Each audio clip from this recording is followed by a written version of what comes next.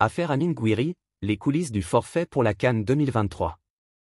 Algérie Foot, l'affaire Amine Gouiri a secoué le monde du football algérien ces dernières semaines, alimentant les spéculations et les théories du complot. L'international algérien, qui évolue au Stade Rennais, a été convoqué pour la Coupe d'Afrique des Nations 2023 avec l'équipe nationale d'Algérie, mais il a soudainement quitté le groupe pour cause de blessure au genou.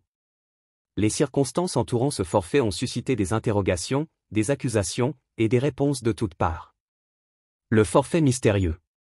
Tout a commencé par l'annonce du forfait d'Amine Gouiri pour la CAN 2023. La Fédération algérienne de football a publié un communiqué le 1er janvier, indiquant que le joueur souffrait d'une blessure au genou et ne serait pas en mesure de participer au tournoi. Cependant, cette annonce a immédiatement généré des spéculations sur les raisons réelles de ce forfait.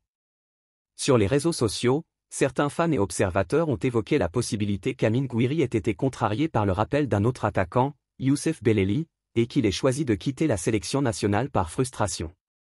D'autres ont suggéré que le joueur franco-algérien avait simulé la blessure pour ne pas manquer de match avec son club, le Stade Rennais, pendant la CAN. La réponse de Djamel Belmadi.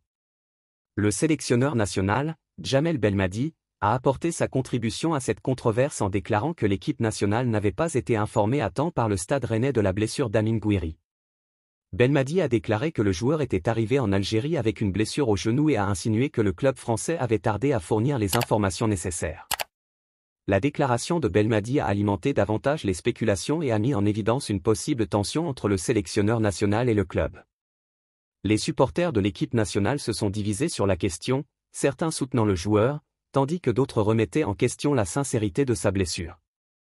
La réponse du Stade Rennais. Le Stade Rennais n'a pas tardé à réagir, contredisant les allégations de Belmadi.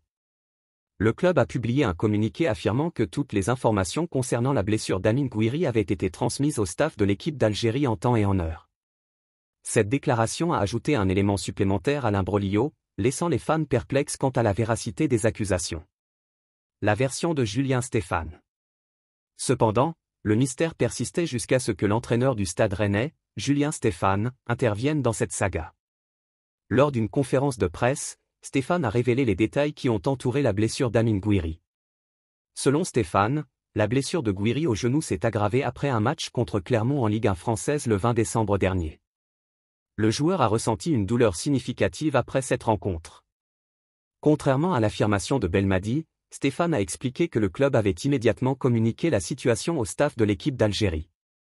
Le joueur ne sera pas opéré, mais il suivra un protocole médical qui le tiendra éloigné des terrains pendant plusieurs semaines. Julien Stéphane a souligné que tous les détails concernant la blessure avaient été fournis à temps et que le bien-être d'Amine Gouiri était une priorité. Les zones d'ombre. Malgré les explications fournies par Julien Stéphane, certaines zones d'ombre subsistent dans cette affaire. La communication entre le club et la sélection nationale a été remise en question, soulevant des préoccupations quant à la transparence et à la coordination. L'avenir d'Amine Gouiri reste incertain, et son absence pendant la CAN 2023 représente un défi pour l'équipe nationale. La controverse autour de ce forfait a mis en lumière les tensions et les enjeux qui peuvent entourer la participation des joueurs internationaux à des tournois majeurs. L'affaire Amine Gouiri a captivé l'attention des amateurs de football en Algérie et au-delà.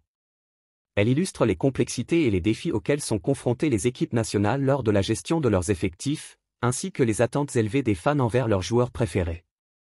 Alors que les spéculations continuent de circuler, une chose est certaine, cette affaire ne manquera pas de laisser des traces dans le monde du football algérien, soulevant des questions sur la communication entre les clubs et les équipes nationales, ainsi que sur la loyauté et la responsabilité des joueurs envers leur pays.